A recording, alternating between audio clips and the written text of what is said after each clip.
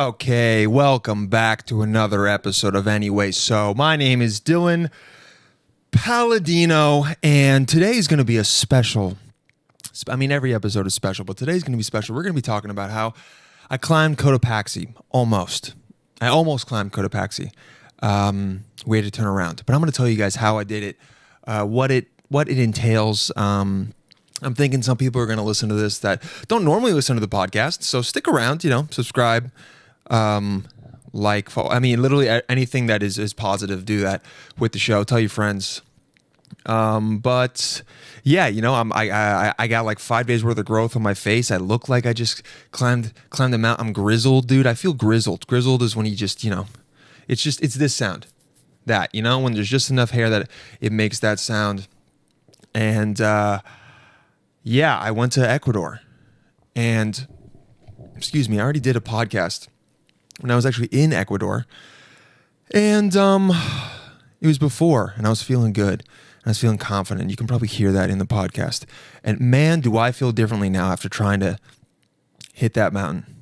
And I gotta be real with you guys before we get into this, dude. I'm a little nervous. I'm not gonna lie, because I think my boss is angry at me that I left America for a week, and apparently he doesn't remember.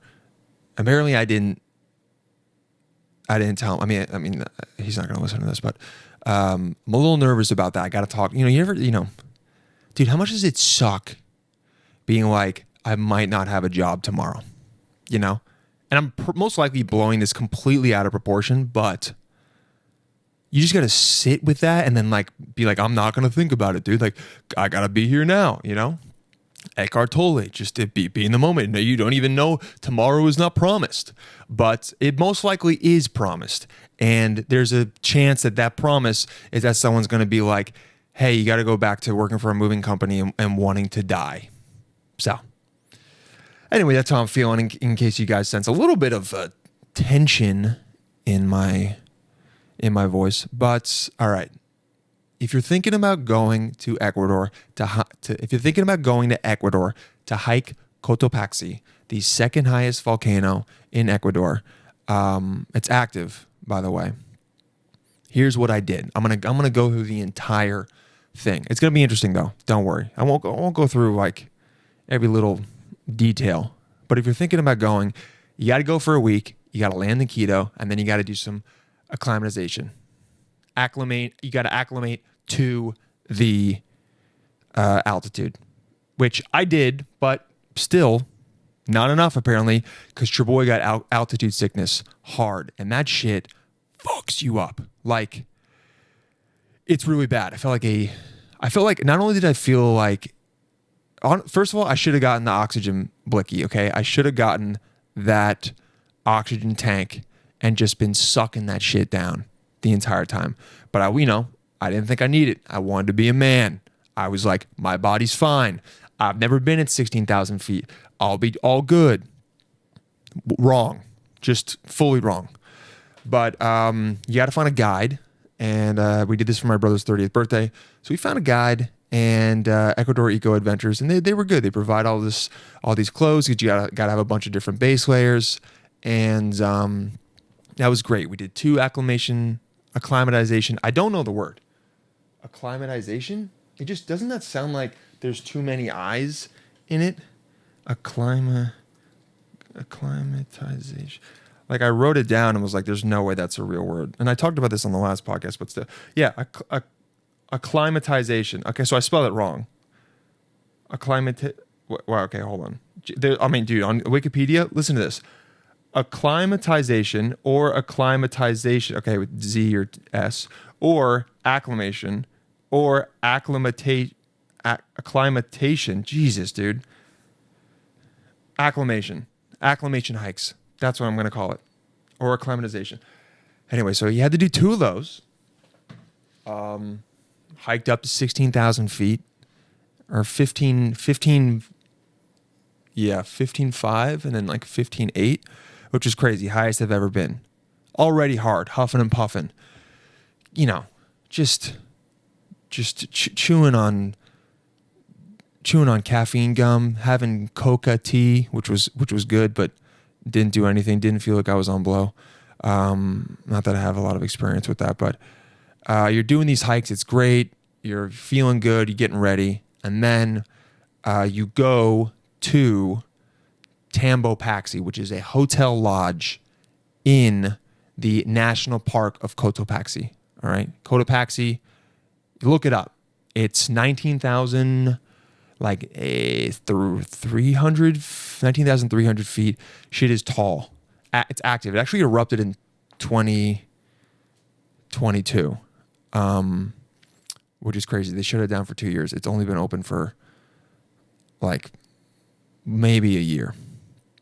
So we go, and we're there. We're at I don't know, 15:08, and we're just chilling. We're walking around. We're getting accustomed. We're eating a lot. We're preparing for this hike, something I've never done before, but we're ready. We got the poles. We got the ice pick. We got the helmet. We got it all, and I'm feeling good. Okay, I'm feeling positive. I brought maca, dude, which I think is more for, not to be crass, but I think it's more for getting boners, but it also said energy. So I was like, dude, give me, if I have to be rock hard on the mountain and also have more energy, I'm with it. So, I'm taking maca. I'm preparing it all. So you stay there for one night, you do the hike. Then the next day, the guides come. And the guides are supposed to explain everything to you after you get your gear, okay? You have your gear. You got these special mountaineering boots that are really thick. They're waterproof. They don't really flex. They hurt your feet. But whatever, you're going to be on the side of a goddamn mountain. And if you're thinking about doing Cotopaxi, what I would suggest is you got to train for 3 months. Go on the incline, put it at 15, and then just see how fast you can walk on that for 45 minutes to an hour and keep your heart rate below 150. And dude, I know a lot of you guys are not gonna do this, but I think it's interesting. So, because most of you are never gonna do it. That's what I did. I trained for 3 to 6 months. I would 2 to 3 times a week. I would go on the incline and I would put 25 to 35 pounds on my back. Put it between 13% to 15%, and I would walk for 45 minutes to an hour. And I would see where my heart rate was at. So I was prepared. I wasn't just coming I watched a YouTube of some guy that just was oh yeah, I'm going next week. And he just went. Now, granted, he went in October and November, which the guy told me after we failed the hike is the best time to go. And that June, not the best time to go, but it was my decision to go in June. We don't have to get into that. And also, apparently on Reddit, they said June was okay as well. But if you're listening to this and you're thinking about going to Cotopaxi, go in the winter, I would say. October, November, December, January. Don't go in June because you might get absolutely butt-fucked by the weather like I did. The guides come. They're like, hey. So here's when I first knew that this shit might not work out. The guides come. And they're like, hey, because you drive to the refuge, Jose Rivas Refuge, at 2. And then you get there, you relax, you have dinner, you go to sleep from 6 p.m. to 11 p.m. Hopefully. You really only sleep maybe 3 hours because you start the hike at midnight. Nuts. And if you're like, Dylan, you've never hiked before, you've never done any of this, why did you decide to do it? Because I'm a fucking crazy person. And my brothers were like, do you want to do this? And I said, absolutely. Why the hell not? And whenever I've never done something, I'm like, but for sure, let's do it. I've never put on hiking boots. I've never used hiking pole. I didn't even know why you use those poles. Now I know. Now I know you need them. And I'll use them for any kind of hiking. But someone says you want to do some shit you never done before. More often than not, I'm the impulsive person that's like, yeah, dude, let's do it. All right, let's try to scale the side of a goddamn volcano in Ecuador. And maybe try to practice a little bit of your Spanish, but more often than not, you're just going to say "sí" when you don't understand what someone's saying. There's a meme of a iRobot guy who, anyway, it's supposed to be Mexican guy, when you say something to him and he doesn't know what you're saying, he just like gives you that weird smile. And I was like, that was me. That was me the entire time. Just like, yeah, sí, yeah, entiendo, yeah, de Estados Unidos, sí. So the guide comes and he's like, yo, we gotta wait 2 hours because the weather is really bad on the mountain. And in my mind, I'm like, usually weather gets worse at night on mountains. I feel like, because the sun's not out.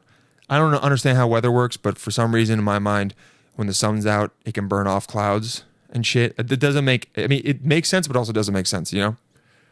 I was just like, I feel like weather gets worse at night sometimes. I don't know. Or I was just like, I hope this clears up because we only have one shot, which is tonight. So we wait. Honestly, one of the guides, kind of a dickhead too. That made the hike so much harder. Not gonna say his. I mean, obviously, I will say his name. Juan Carlos, bro. Fuck off. You suck. I hope you're watching this, bro. Fuck you, dude. For real. You said we could take breaks, and then you didn't let us take breaks. And then I got altitude sickness and felt like I was going to die. And then you were screaming at my brother and were saying, this is my mountain.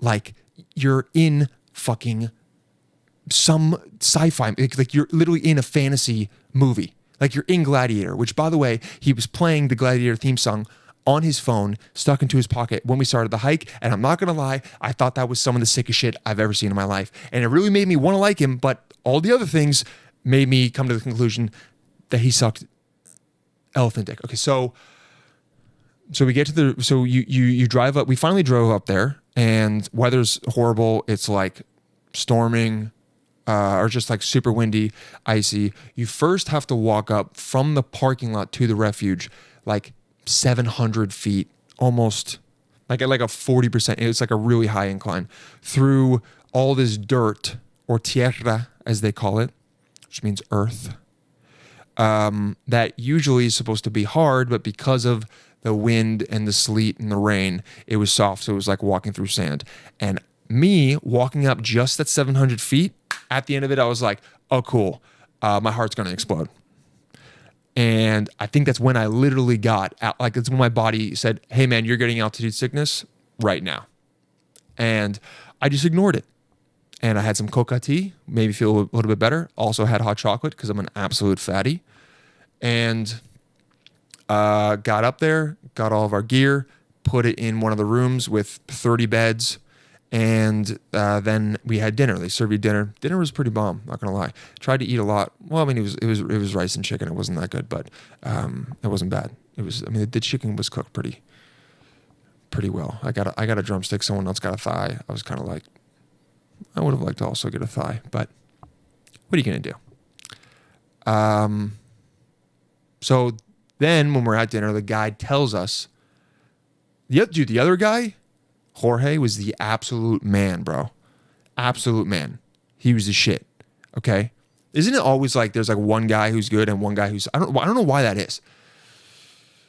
Anyway, so we're there and bro, they gave us all this gear and the guys are going through, this is if we get up to 5,400 meters and you can't make it, we'll turn around. But if you get up to 5,400 and you don't need any kind of what is the word that he used? Motivation from the guide. The rest, we can do it and we can motivate you. That was a lie. Just so you know, because he never motivated us at all. So he's explaining that to us and he's like, if you want a break, just ask for a break and we'll tell you when you can break and it'll be okay. Now, was that the truth? No.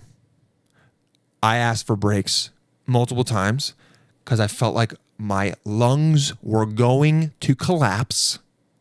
And he was like, he just ignored me. Bro, he hit me with his poles once, which in the moment was actually kind of funny because I was like so removed from it. I was like, I can't believe this is happening. That's kind of funny. This 5'8" guy just hit me with his pole because I could literally pick him up and throw him down the mountain. Wasn't going to do it.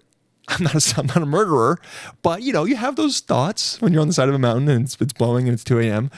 and you feel like you're going to die. And some 5'8" guy that yelled at you for bringing your computer because you thought there was Wi-Fi at the refuge because it says that online. And you were trying to upload your podcast video, which now it's Sunday and I still haven't uploaded the video from the podcast from last week. And so it's going to be a double video. And I feel bad about it. And I feel like people are like, what the hell? There's no consistency. And then, I get all in my head and blah, blah. And also I think I'm going to get fired. But so anyway, yeah, a lot going on with that. So he tells us we can take breaks. I was like, all right, cool. And then he doesn't explain to us how to use the ice pick, which I don't know if you guys know. You're supposed to, the ice pick is for when it's like an ice axe. It's like this big. It literally looks like it's ice pick, ice axe. I don't know what the term is for it, but you're supposed to use it for when you're like roped into each other. And then if one of you slips down the mountain, you're supposed to turn and like throw it or like hit it into the mountain to stop yourself. Guess what? Didn't tell us how to do that. Didn't teach us how to do it. None of us knew. The only reason why I even knew you were supposed to do that was because one of my brothers who has mountaineering experience told me that's what you do. So, hey, Juan Carlos, do your job, bro. Could have died. I would have fallen down the mountain with just the ice pick in my hand, not having no idea what to do. Might as well just fucking put it into my head. So I died quicker. Anyway, after dinner, we finished dinner. Get ready. Can't shower. I mean, obviously can't shower. Toilets.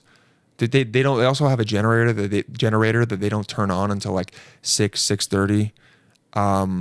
Just so you should know this if you're ever thinking about going to Cotopaxi. Dude, the refuge is not nice. It is borderline horrible, okay? Like, it's cold as shit in there. It was like 35 degrees in a sleeping bag, bro. I was like, in a sleeping bag in full clothes, like multiple layers, socks. Dude, I had to put my phone into the sleeping bag so that it wouldn't die from the cold. Now, hearing myself say all this, I'm sure you guys are like, why the fuck did you ever agree to do this? And the reason, again, is, number one, crazy person. Number two, didn't know any of this shit beforehand. If I did, probably still would have done it, but I would have been more prepared. So we go upstairs, get ready for bread. Get ready for bread. I wish we had bread. We didn't have bread. Get my sleeping bag out, put all my clothes on, because I also just want to be prepared because I'm waking up at 11 and I'm going to start getting dressed for the hike. Go to sleep. Use my brother's power bank because I don't know where there's a charger. And he's like, hey, my power bank only has like 1.5 charges on it. Can you leave some for me in the morning so I can charge my phone for when we go on the mountain? And I go, don't worry, Jack, I got you. And then I fell asleep and I woke up and the power bank was at 20%. So I felt really bad about that. Don't know how I fell asleep that fast, but that definitely didn't feel good about that.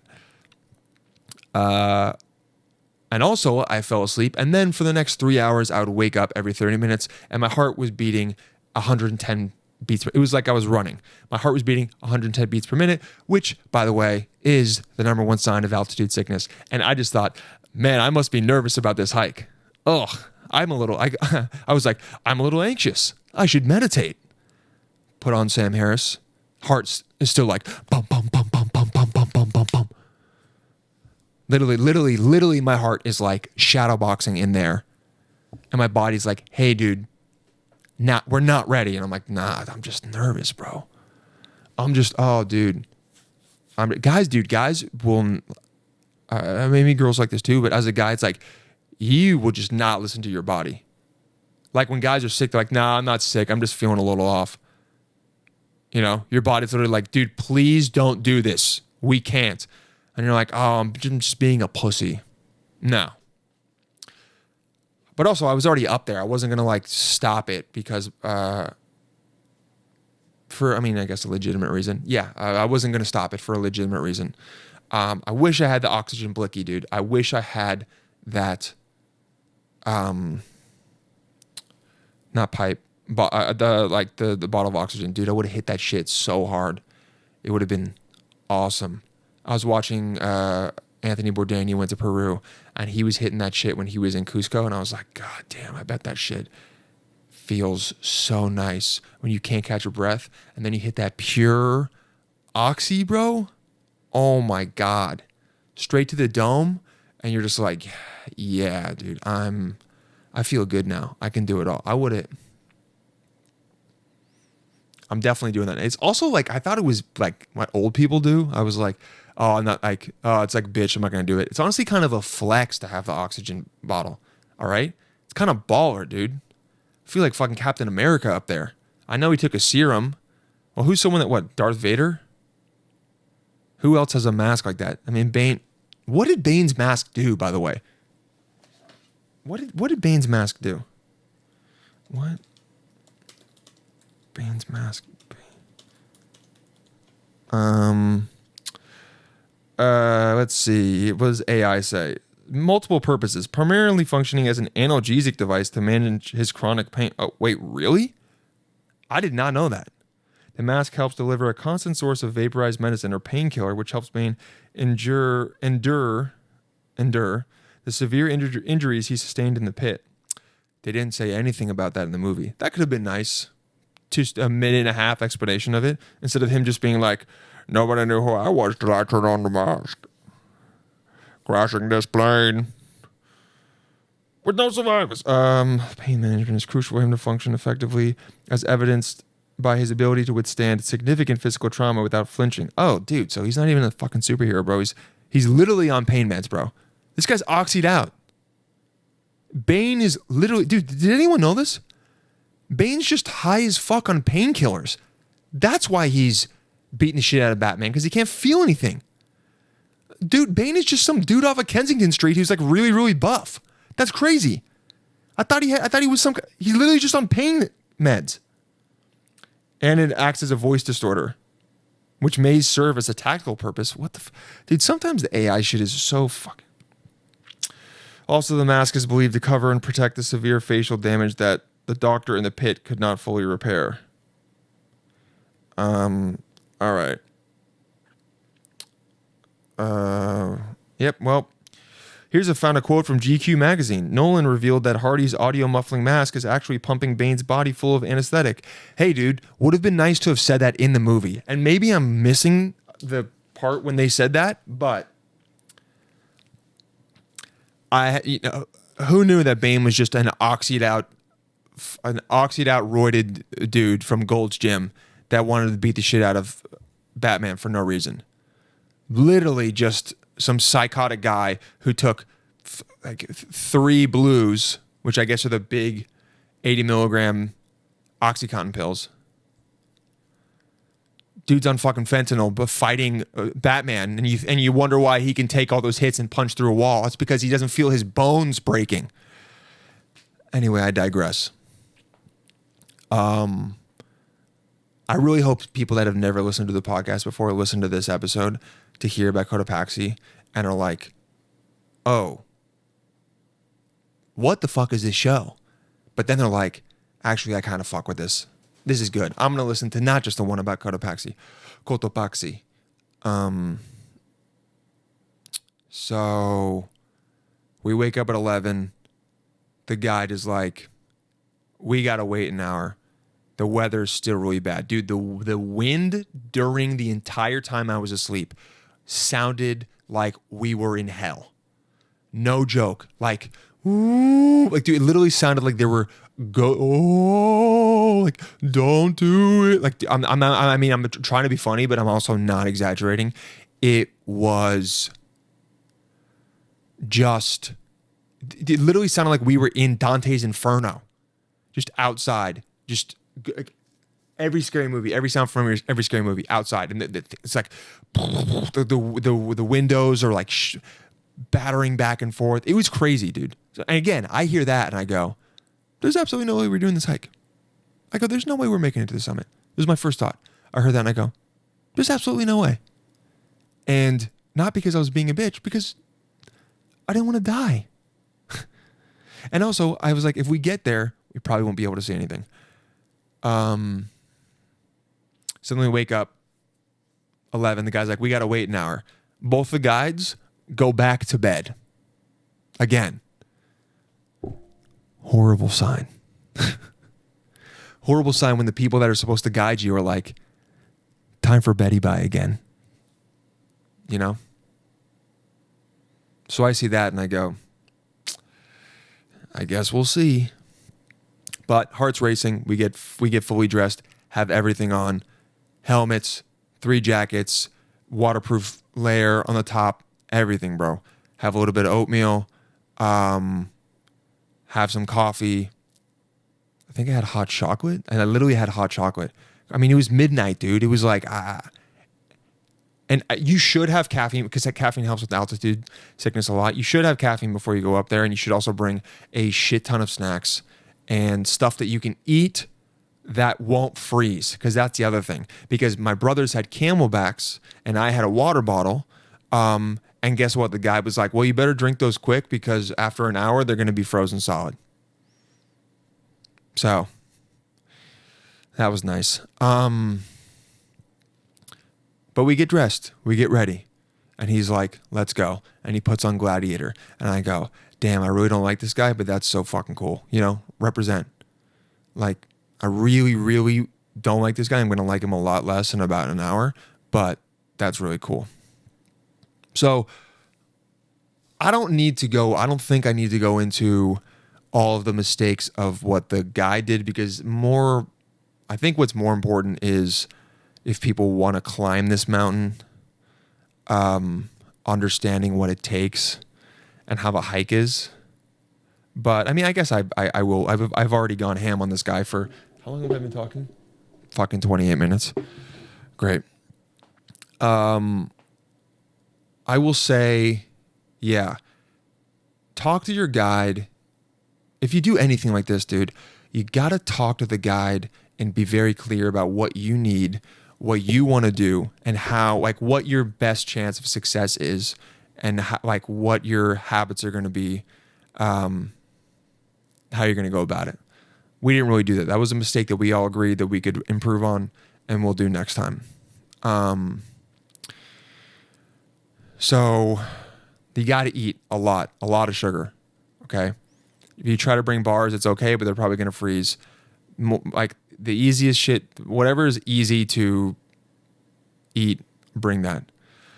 We start the hike and immediately just go into like 50 mile per hour winds, just like hitting us with ice and water. And we're trying to walk up the side of the mountain. I don't know why I thought there would be a path. I don't know why I thought that. Maybe some other mountains there are. Bro, it was as if we just walked up to a brand new mountain and we're like, let's climb this. There's no path. It's just going up what seems like the easiest way. Obviously, there's a way that these guys know to go, but there's no path. You're just on the side of a mountain. You're just stepping in sand and shit. And then eventually snow. And in the snow, you're literally kicking your feet into the snow to make a foothold to keep going up the mountain. Fucking crazy. Cool, but also when the wind is trying to blow you off the mountain, scary. So we start walking up, and dude, here's what I will give everyone this piece of advice. If you're trying to climb a mountain at altitude, do not chew gum. I was chewing caffeine gum to try and give me an extra boost. Dude, again, I'm an idiot. I didn't think about this. Chewing gum makes it a lot harder to breathe consistently, and I started getting winded immediately, but I didn't think it was because of that. I thought it was because we were going at a pace that no other group was going at. We were like flying by groups, which again, was the guide's fault. Oh, by the way, I asked the guide, like, how often do you do this? And he's like, I climb the mountain like 600 times a year, which is fucking insane.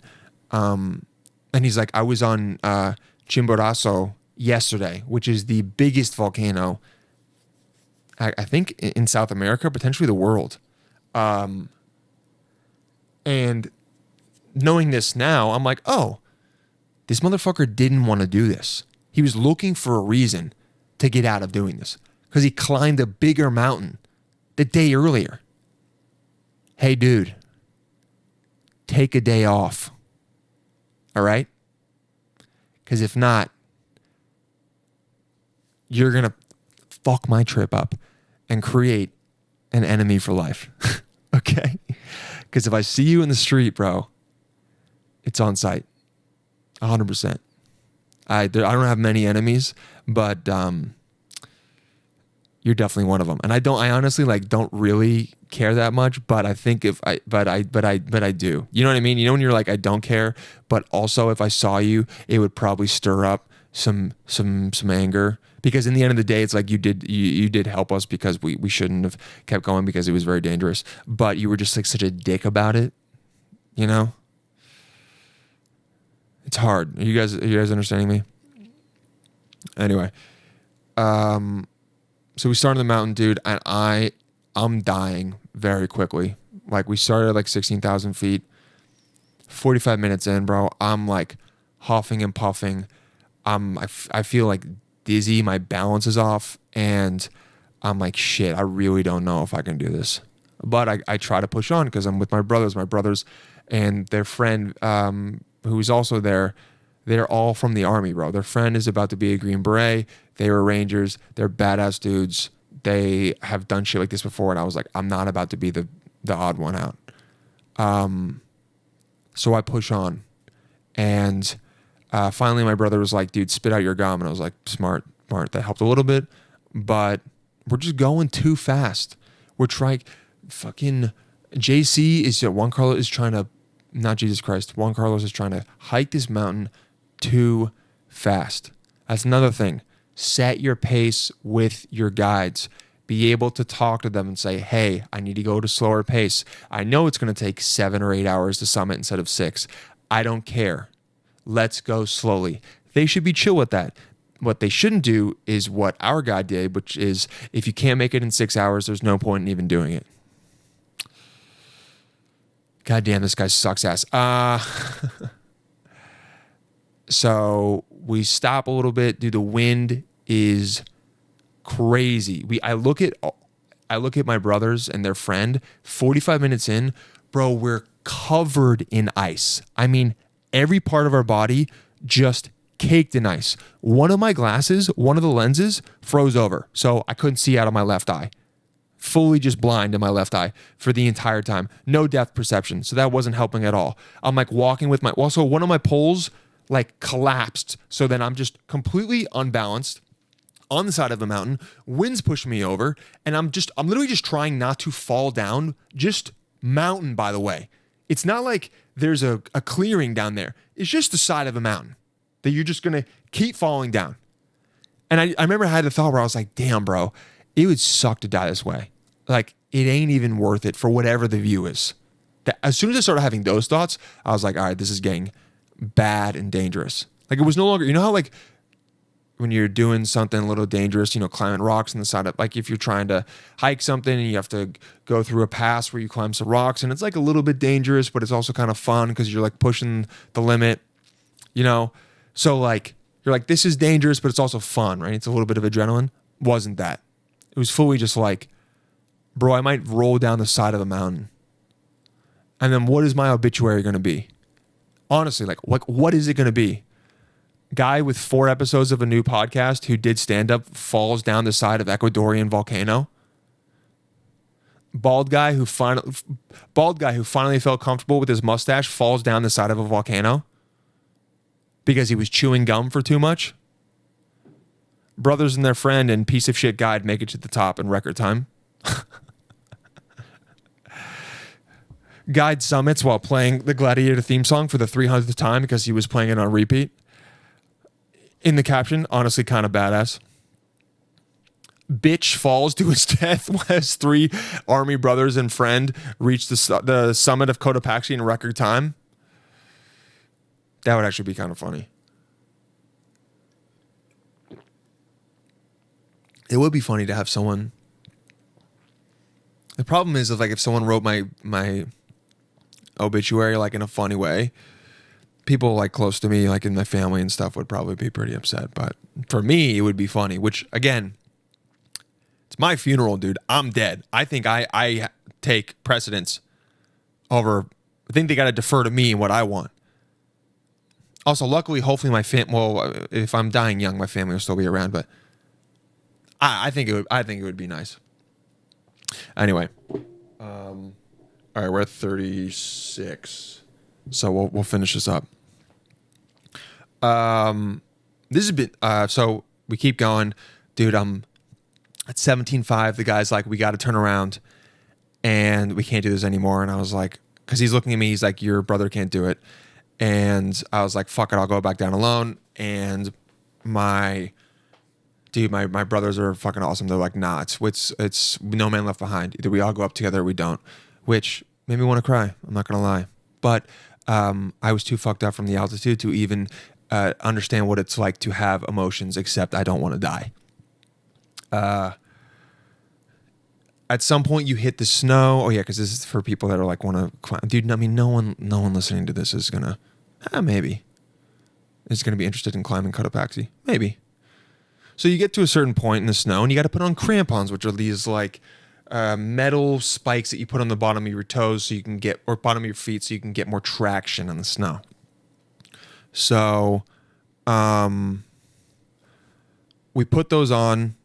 The guy takes his glove off to put on my crampons, and that's when I realized, holy shit, this guy only has 3 fingers.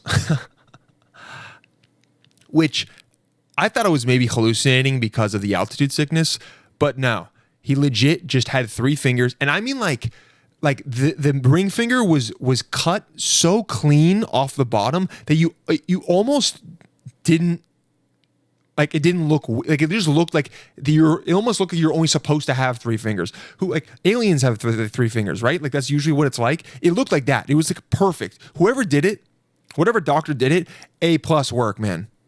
Absolutely A+ work. There was a scar there, so I know he wasn't born that way, but I was born this way. I know he was not Lady Gaga born this way with only 3 fingers, but so whatever doctor did it, absolutely A+ work, bro. Bravo. If you need to get a finger removed, go to Ecuador, because they will do it and no one will even be able to tell. My brothers couldn't tell that he only had 3 fingers. Their friend did. But when he took his glove off to put my crampons on, I was like, holy shit, the altitude sickness is so bad. I'm fully hallucinating that this guy only has 3 fingers. But it was true. Puts the crampons on. We start walking in the snow. Again, side of a mountain, literally like I'm like digging my foot in and throwing the ice pick in with my like left hand on the side of the mountain to get some kind of like leverage and traction to slowly go up. Again, no path. So you got to be prepared for that if you're going to hike this. Using crampons, using the ice pick, walking on snow, trying to keep your balance, having a headlamp. You need a headlamp with batteries. Don't use a rechargeable headlamp. I used a rechargeable headlamp and then it failed after 2 hours. So I was blind to one eye, had no light, didn't know how to use my ice pick. So dude, set up for success. My mustache was full of ice too, which honestly in the moment I was like, I bet this looks like really fucking cool. But I couldn't take my phone out to take a picture because, I was scared for my life. So the guy said we had to turn around, and then I don't know, the other guide was just like, nah, let's keep going. So then again, he just was like, let's keep going. But he kept telling me the entire time, you can't do this, which it's kind of like, hey dude, fuck you. Okay? I know that. I'm huffing and puffing. First of all, let us stop and eat some candy that we brought because that might help me. And number 2, slow the fuck down. Okay? You piece of shit. Again, you guys weren't there for this guide, so like not all of this is gonna make perfect sense. But but we keep going. And then at 18,350 feet, which is the highest I've ever been, which is tall as shit, and I'm proud to have gotten there. The wind is still howling. trying to knock us over. Where there are multiple times that I'm like sticking my ice pick into the side of the mountain, pushing like kicking my feet in, and then bending over towards the mountain so that the wind doesn't knock me off the side. Crazy. First time kind of cool. 6th or 7th time, you're like fully scared for my life. This isn't worth it. What the fuck are we doing? At one point, I literally had the thought, I'm straight up not having a good time. And not like I'm not having a good time. I had the full sentence thought in my mind, I'm straight up not having a good time. Which is insane to be that broy, even in moments that you're close to death. Being like, bro, this is not fucking chill. This is like absolutely way too gnarly. No cap. I don't want to be here anymore. Like that's what I guess at my most basic, that's what my mind thinks like. This wind and this mountain is harshing my vibe. And by harshing my vibe, I mean threatening my life. And by threatening my life, I mean beating down my will to live. Because I'm almost going to collapse. At 18.3, I sit down and I'm like, dude, I can't do this. And the guide is like, you can't do this. And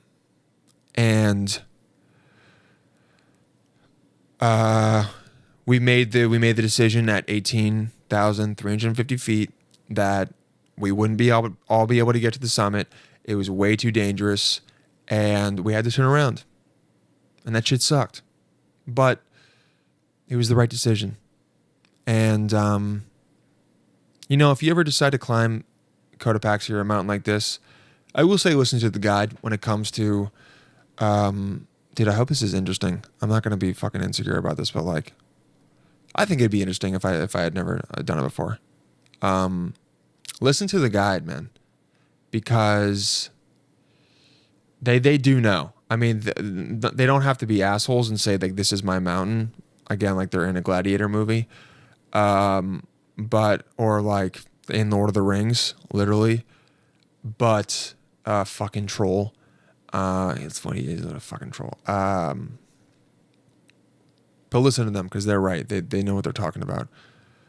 And you would think that turning around and going down the mountain would be a lot easier, but it's actually really, really hard also.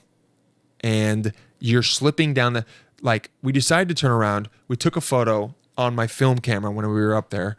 When I got down, I opened the camera and realized that the lens was foggy, so probably can't see shit, which is nice. That happened. Really cool. And that none of them noticed when they took the photo, but the wind was also howling, and like they're not professional photographers. Not going to blame them. But so we decided to turn around. We start walking down the mountain again, just down the side of a mountain. And there's just ice, bro, because again, in June, it can be kind of wet and windy, and the mountain gets icy, and the surface is not hard. It makes it a lot harder. Go hike this mountain in the winter. Check when the best time to hike whatever mountain you're trying to hike is, and do it then. I didn't do that because I just trusted that whoever set up this trip had looked that up, and I think they had, and online it had said that it was the correct time, but I don't know. Someone was wrong because this was bad. We also just got really unlucky with weather. But as you're going down, dude, you have to like lean back so that you don't fall down the mountain. But also the snow and the sand is like slipping from under you. So you're like trying to keep your balance, and also you're like smashing your knees into the ground to try and get like traction. And then you sometimes just start sliding. Even with the crampons, even with the spikes, you just start sliding down the mountain. Crazy. And then finally we got back to just the dirt part, start stepping in the dirt part without the sand part, the volcanic sand part, without the crampons, slip even more. It's just wet and slippery. Bro, you're literally like going down a sand dune. It's crazy. And you have and so I like have the poles, and I'm trying to like stop myself with the poles, but I'm gassed as fuck. And The sun is starting to come up. One of my eyes doesn't work. There's ice on my mustache, and I haven't had any candy, and I'm pissed at Juan Carlos. And so all that stuff is happening, and dude, I'm slipping and sliding. At one point, I eat absolute shit. My water bottle, which is frozen solid by now, shoots out of my backpack, just shoots down the mountain. Literally a torpedo, record speed, going 150 miles per hour. And I was like, oh, cool. That could have, honestly, that could have been me. Because it just disappears. Just keeps going. Gone. Gone, bro. Crazy. So we finally get down. It takes forever. We get to the refuge at like 6. We started at midnight. 6 hours of absolute hell. Hardest shit I've ever done in my life. I was so happy to be there. And we quickly changed. First we had to get inside and then break all of the ice off of us, which is nuts, right? Just like breaking it off. And then one of the guys is like taking a video of me, and I want to be like, bro, I'm going to deck you in the face. Like, get away from me. I'm not happy right now. Fuck. But I'm so tired and was like, yeah, but again, I'm so tired and like anti-confrontational. I'm like just smiling. Yeah, dude. Yeah, fuck, couldn't get up there. It's your mountain, fucking piece of shit. Break all the ice off. We were supposed to get breakfast at the refuge. Didn't get it. Pissed about that as well, because I'm a fatty. And then we walk down the mountain some more, get back to the car, and then drive like 3 hours back to Quito to drop all of our shit off and spend the next 2 days like just chilling. And then finally we'll fly back because sometimes people will have a contingency day where if it doesn't work, you can try and climb the next day. But after that day, we weren't going to like go back the next day. The weather was still bad. And we had already gone up halfway the mountain. They weren't going to like give us another chance.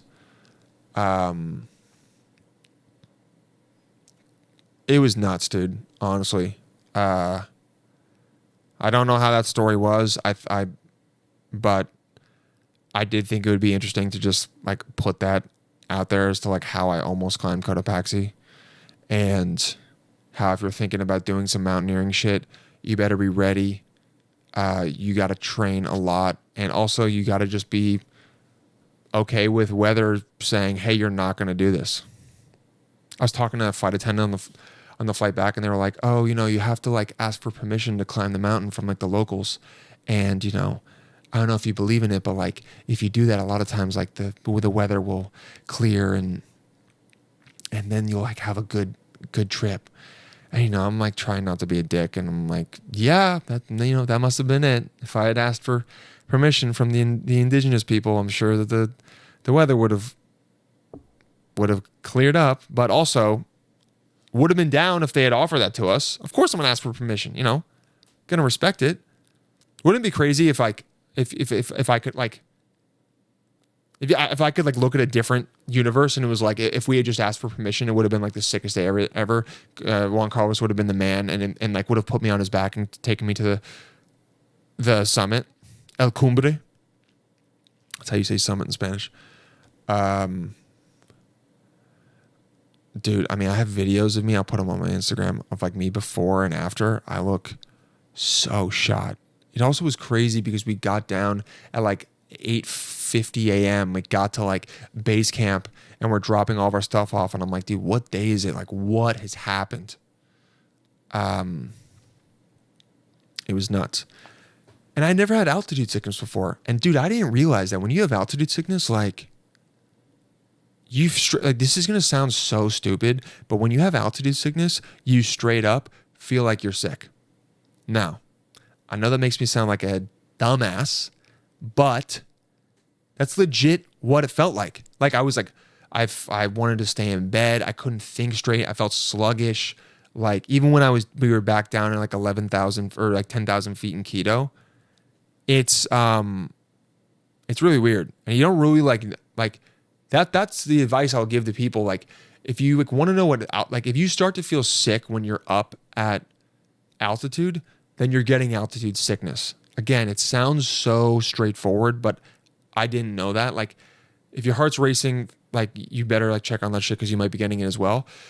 But it is literally like you feel like you have a mild flu and it just completely fucks with your body. And, makes you ruin the trip that your brothers had planned for 6 months, and then you feel really bad about it. But it wasn't just me. It was dangerous. It was the weather. So, yeah, and then we spent 2 more days in Quito. We ordered from this one Indian restaurant that's really, really good. And then we flew back yesterday. And it was a good time. The craziest shit I've ever done. Most dangerous shit I've ever done. I mean, I would tell people to do it, but you just got to like make sure you find a good guide and make sure you're honest with them about what you need and what you need to do. And also, I know the video is probably kind of dark today. It's because I had to record it later in the day because I agreed to do too many things today and got cut up, which sucks. Doesn't it suck when you do that? Oh my God, it's been 50 minutes. All right, dude, maybe I'll fucking cut this down. We'll see. Hey, sorry this episode wasn't that funny this week, but I wanted to talk about this because I thought it would be cool for people to listen to. And next week's I'll talk about absolute bullshit. Don't you worry. But remember to rate the podcast, review the podcast, share it. If you're new here because you saw the title and you were like, I'm a mountaineer and I want to do Cotopaxi and maybe this will help me. I hope it did help you. You can always DM me with more questions. I'll answer it. And this is the end of the episode. So I mean, who knows how many people will still be around? But I'll put it in the description as well. But dude, I got a Google Voice number. And I want you guys all to know it so you can call and, check in, ask for advice, tell me a story, whatever the fuck you guys want to do. Okay, where is it? Okay, allow, whatever. All right, where's the info? All right, the Google Voice number is 347-566-9741. Call 347-566-9741 for some advice or just to tell me a cute little story, okay? Sometimes I just want to hear your cute little stories. But if you want some advice, dude, hit up the line because I'm here to help, all right? Anyway, thank you for listening. Thank you for sharing the podcast. Everyone that listens, my fans, you guys are the shit. All right, let's grow this podcast. I want this podcast to be the thing that you love listening to every single week. All right, it keeps you going through the week. Let's fucking make this shit grow. So then I don't have to worry about if I'm going to get fired anymore because I just make money from the podcast. Let's do it. All right, guys. Talk to you soon. Bye.